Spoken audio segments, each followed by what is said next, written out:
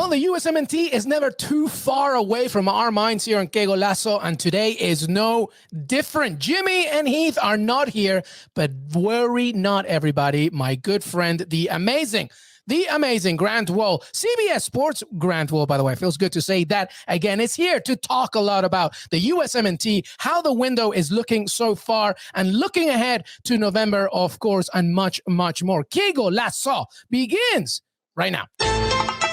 Hey everybody, welcome to Qué Golazo. Thank you so much for being part of our family. Don't forget to follow us on Twitter, Qué Golazo Pod. We are also on youtube.com/Qué Golazo, as well as CBS Sports and your CBS Sports app, and of course, Apple Podcast, Spotify, and Stitcher. Right then, it's an absolute pleasure to welcome my friend, one of the best in the business. We did so much together at Sports Illustrated. It's good to have him here as part of the team as well. Grant Wahl. Grant, how are you, buddy?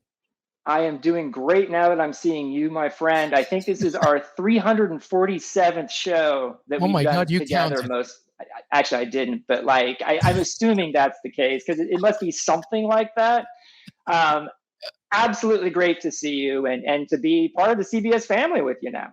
Absolutely. I bet you it's around 347, but I'll get Des Norris, our producer, to do that count. I'll give him another piece of homework. But thank you so much for being here. As you mentioned, Grant is part of the CBS family. He's doing some on-site reporting, obviously, when the USMNT do their qualifiers as part of Paramount Plus, of course. And you're also part of consulting for the documentaries on Paramount Plus. Is that right, Grant? I'm really excited about it. My CBS work's going to include TV appearances. I started those at the last U.S. World Cup qualifiers, the home games in Austin and Columbus with pre and post game reports. Going to be doing different things for that.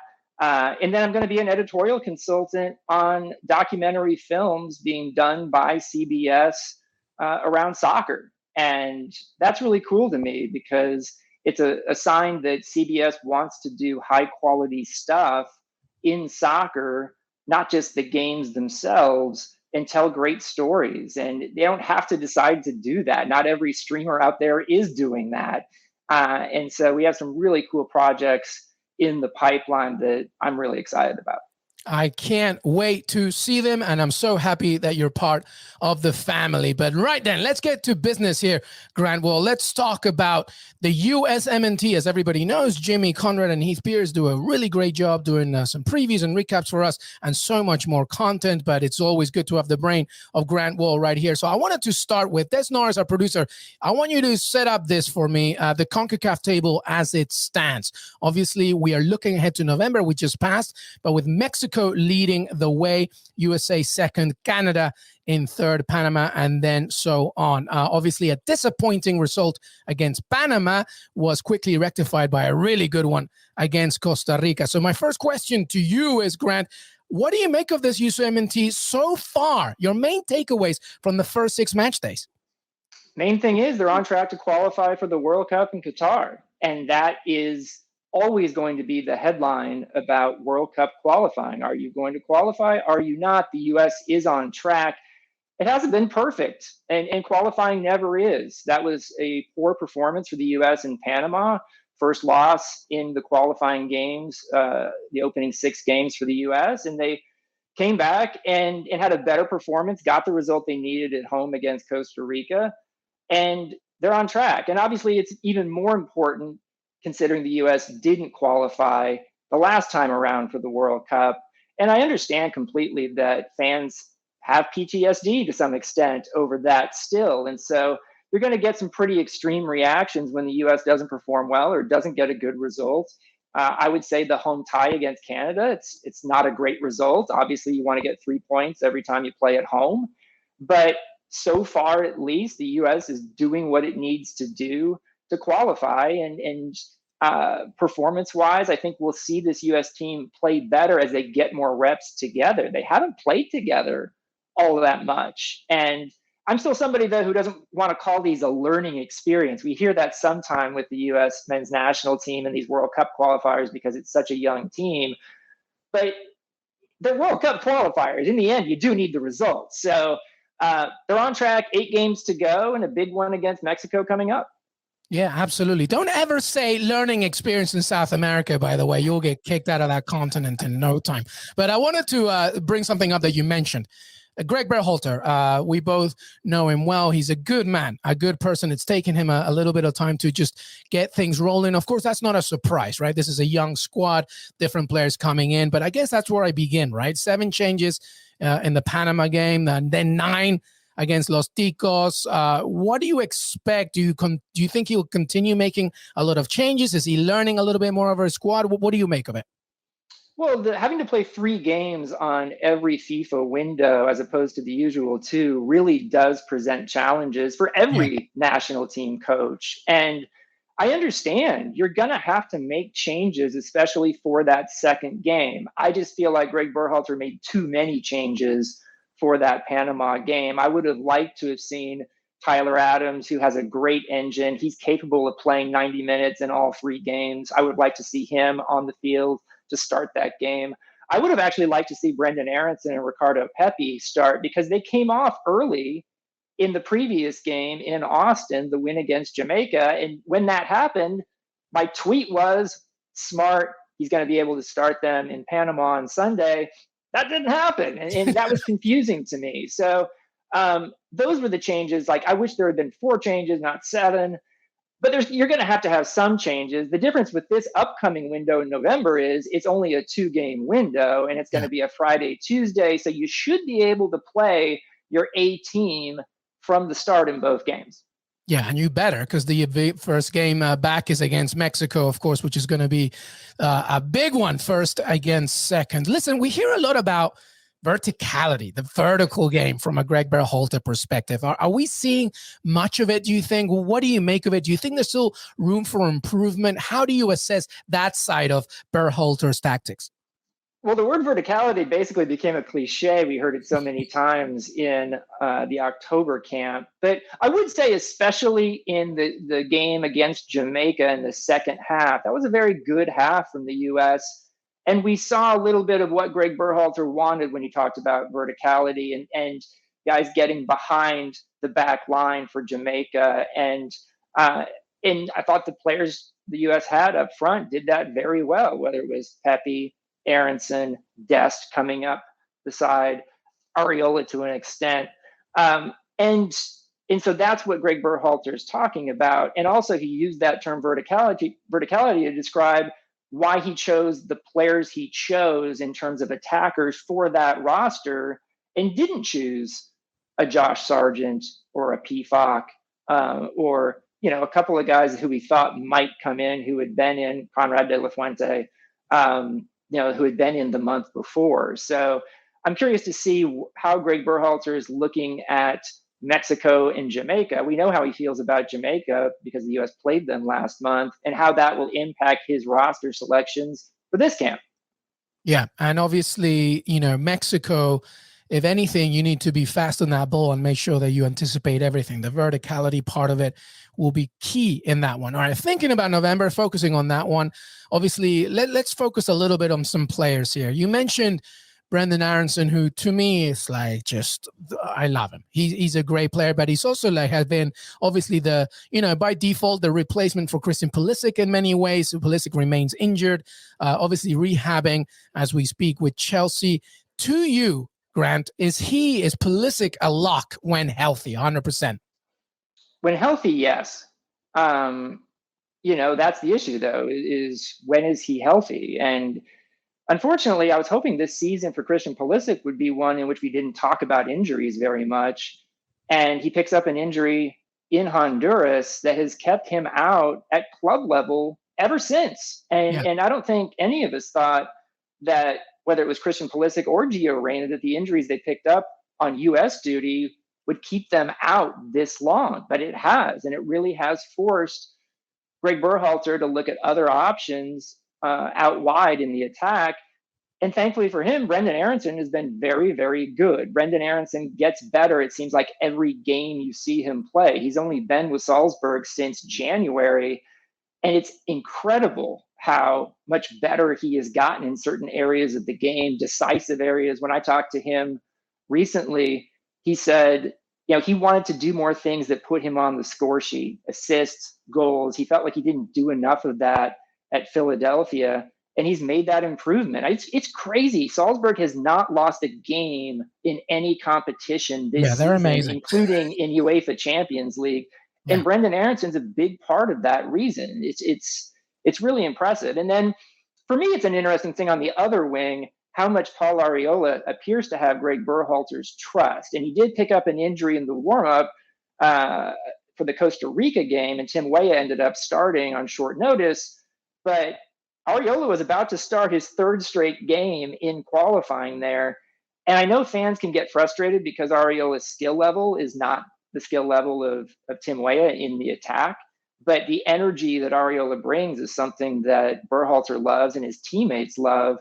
And that's been a useful thing. So we'll see how those decisions get made moving forward in this next window. I thought Weah obviously played a pretty good game and was the author. Did he ever get credit for that, for the game winner against Costa Rica, or is it still an own goal? But I think it's still an own goal, but we also forget that it was his switch of play to Yunus Musa that delivered to Serginho Dest to get that winner. So to your point, though, he was a major contributor in that game. And we're going to be talking about this roster as we move on. But I did want to go back to Pulisic because I'm wondering, before the 2022 World Cup, let's say all things go the way that they should, do you think that he needs to get out of Chelsea at this point? Because Mason Mount obviously doing his thing. Lukaku, when he's healthy, he kind of gravitates towards a different formation. What do you make of Pulisic's time with Chelsea? Should he move on? I feel like when Christian Pulisic has been healthy at Chelsea, he's being considered for the games that matter. Not always starting them, but having a role. I look back to the Champions League semifinal goal he scored at Real Madrid. Tuchel doesn't think he's a bad player. He actually knows him really well. And Christian Pulisic, based on the injuries he's had, if he was at any club, he wouldn't be playing that much due to the injuries. So I think it's more the injuries than it is anything Chelsea's doing. I just wish for Christian's sake that he can get some time, sustained time without injuries, and show what he can do and build consistency. Because I think right now he's played 2 of the 6 US World Cup qualifiers. That's a little bit how it goes for him at Chelsea. He plays, he's available for half the season, maybe slightly less, and you can't build a career that way if you're out that much. Yeah, and the hope obviously is that Chelsea maintains in different cup competitions and the league in order for that squad to be rotated. By the way, it's still an own goal. It's not a Timothy Weah, though. We just double checked. Who's an automatic pick for you? Is there, obviously we're talking about a few players here. Tyler Adams, you mentioned, he could go forever. Big fan of Brendan Aronson, of course. Is there anybody else to you that's, this person needs to be here no matter what? I mean, Tyler Adams is the guy. I mean, the most indispensable player for the U.S. men's national team. And I would add that he should always play in the central midfield. This tendency at times to want to put Tyler Adams at right back or something other than the central midfield is a waste of his talents. And we saw that with Greg Berhalter doing that in Honduras. Once he switched Tyler Adams centrally is when the floodgates opened, combining with Honduras getting really tired in that game in the second half. But you want Tyler Adams in the central midfield. And I do think we've noticed now, we have some sample size to see this, that a central midfield of Tyler Adams, Weston McKennie, and Yunus Musa, that's the 3 that you want. 100%. And Musa plays a lot better when he's got Adams and McKennie next to him. And things just seem to flow much better. There's the passing connections are there. And then when we saw Musa play in Panama with a different central midfield, he had a rough game, I think. So that to me is a big one. And to me, Serginho Dest is a guy that needs to be on the field, but the questions are increasing about where should that be. In the past for the U.S., it's always been either at right back or left back. Now we see Dest playing as a winger, much higher up the field for Barcelona. Is that something that Greg Berhalter should potentially consider for the U.S.? I mean, when you play Dest at right back, he typically has Arriola on the same side, in part to cover for Dest, because Dest is not much of a defender. But if you have Dest higher up, maybe you don't need Ariola there. They can Yeah. get Yedlin at right back. Yeah, it obviously as well depends on the type of opponent that you have, and when Mexico face their own trio of forwards, it can be pretty scary. All right, the other thing, by the way, Grant, is that even a little bit more back there with the starting 11, there's a real contest here between Matt Turner and Zach Steffen. I feel that two very good goalkeepers have done really good things for the national team as of late. Do you have a preference? Is that a tough decision for Greg Berhalter, do you think, at this point? I think it's a tough decision in the sense that they're two very good goalkeepers. And we all saw the first game after the window, Zach Steffen started for Manchester City in the Premier League, had a good game. And so, I mean, at the same time, Matt Turner's playing regularly for his club team.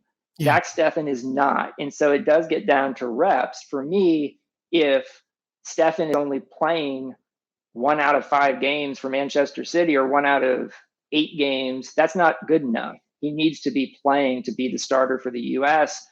I wish we kind of failed as a media group post game after the Costa Rica game.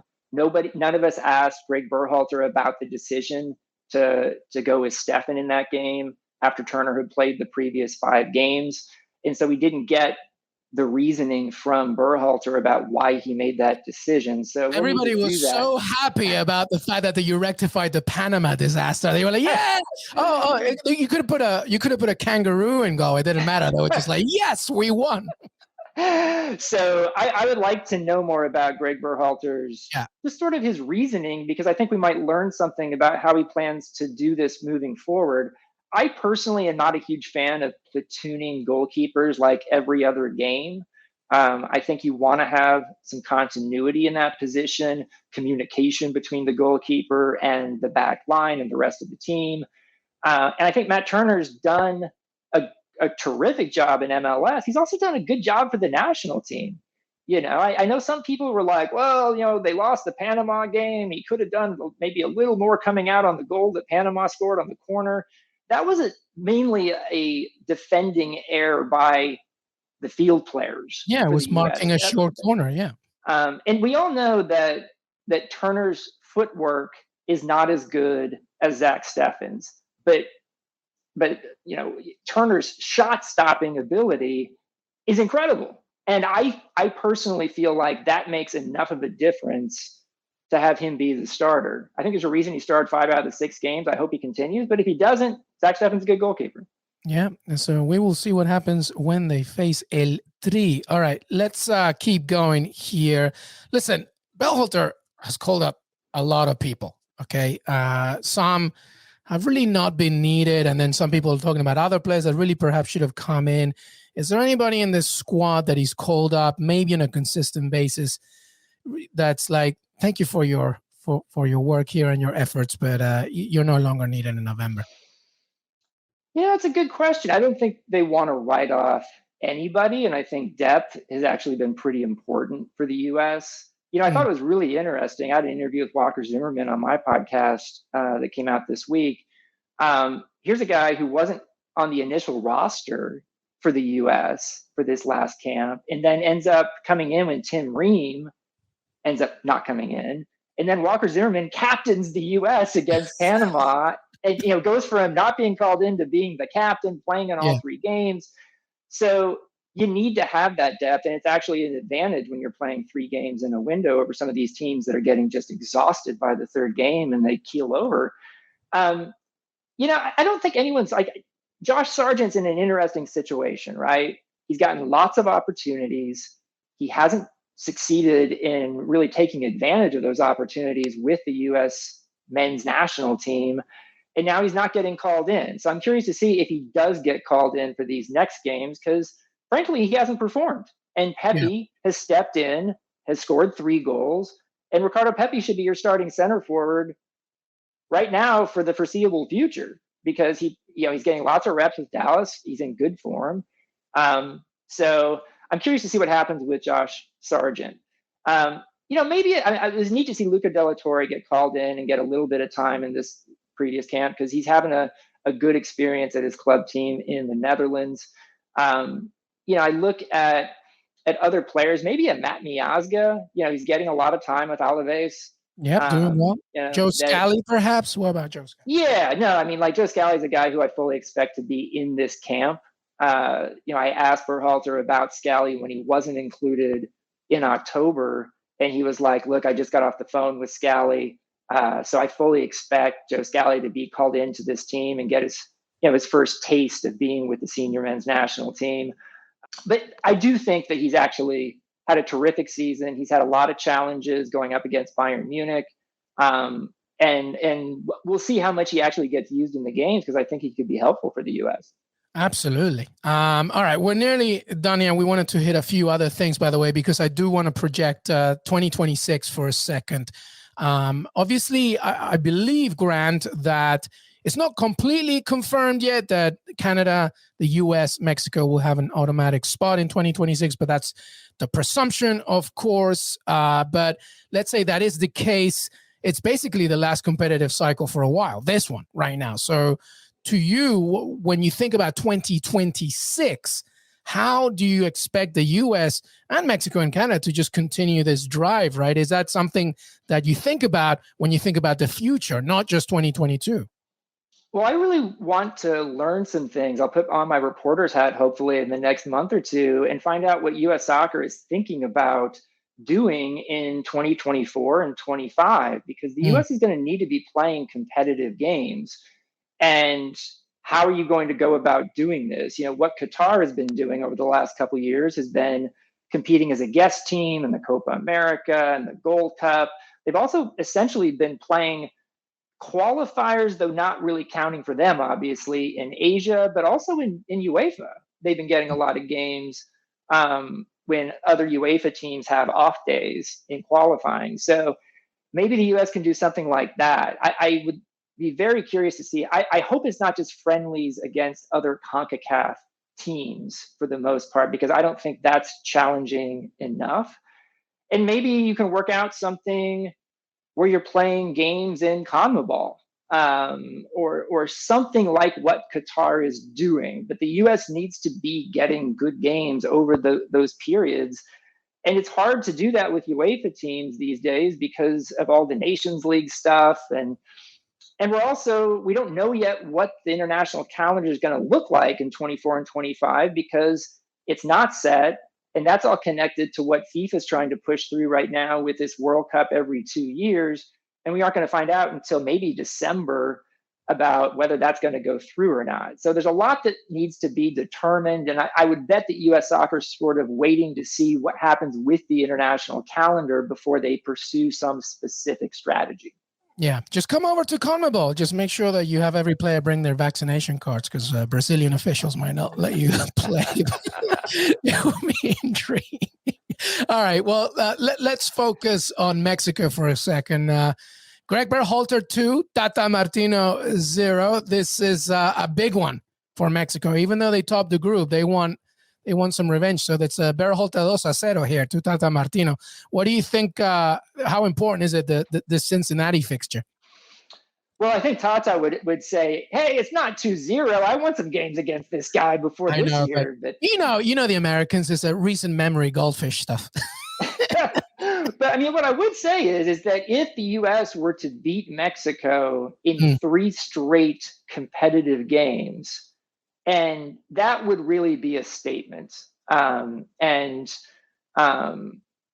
Even though, I mean, these are all, 3 games taking place in the United States, I guess you can always have a fun debate about who's the home team in the Gold Cup final and in the Nations League final. In Cincinnati, I fully expect it to be a mostly pro-U.S. crowd. They'd go through a lot of effort to get out pre-sale stuff and have as pro-U.S. crowd as possible. But Mexico can make a real statement here in World Cup qualifying. They won against the U.S. 4 years ago in Columbus and sort of erased the stigma that for Mexico had been there for so many years. And that's why this game isn't taking place in Columbus. It's in Cincinnati. And yet both teams are in a pretty good spot in qualifying, where if the U.S.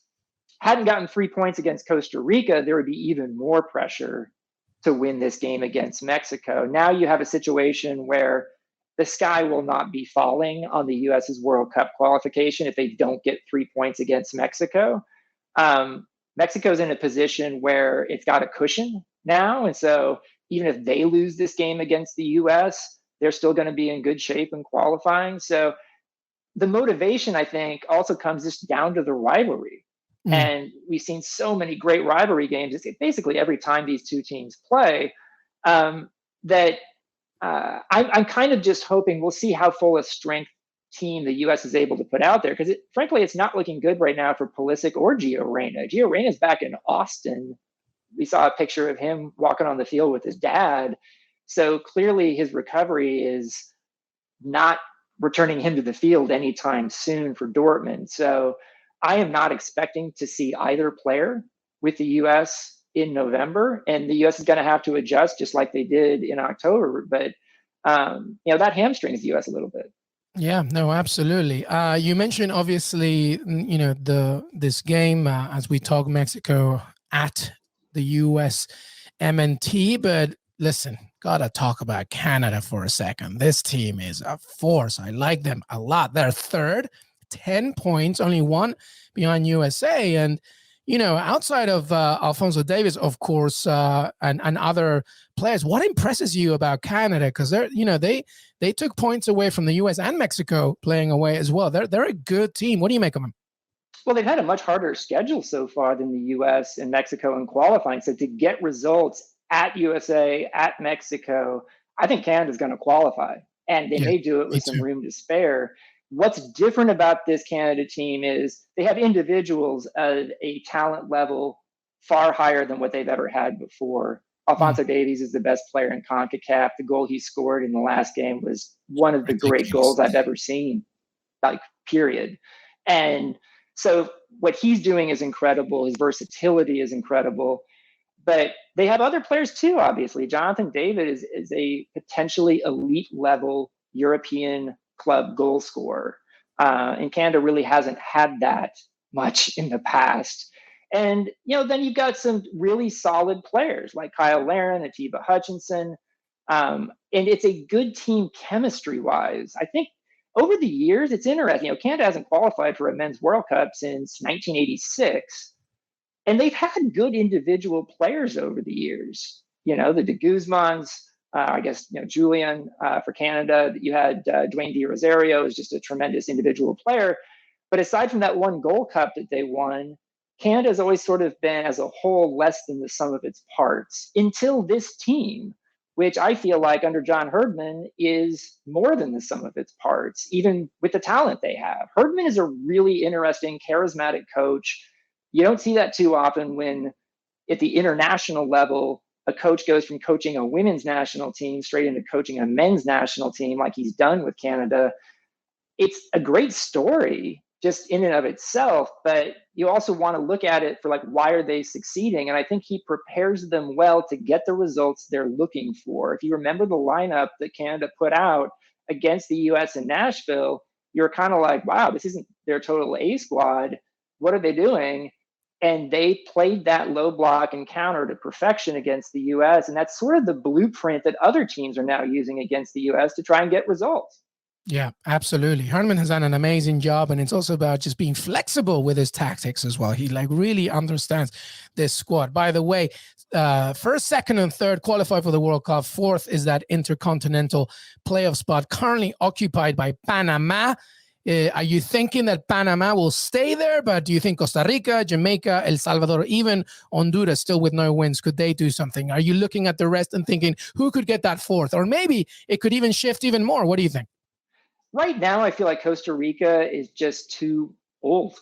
This is not the Costa Rica teams I guess the problem is this is the Costa Rica teams we've seen in the past, going back to the 2014 World Cup when they got to the quarters. There's not enough youth. This is their final dance with this team. Yeah. I think they are going too much with the older guys, and that must be because the younger folks aren't good enough. But still, it's a team very much on the downside.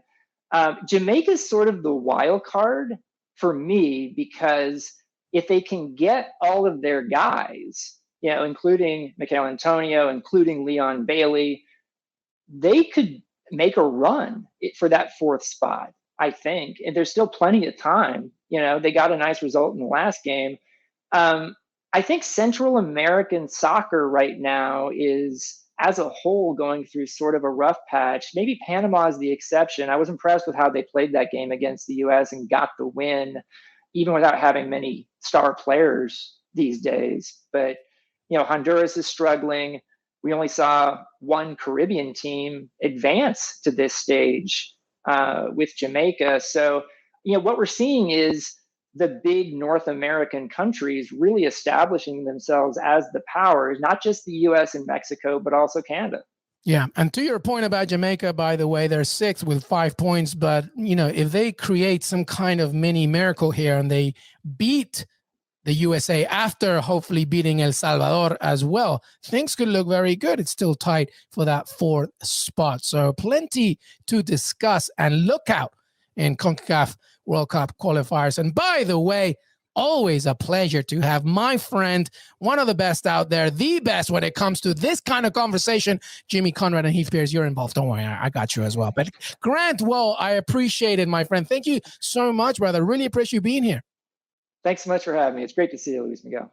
Absolutely, man.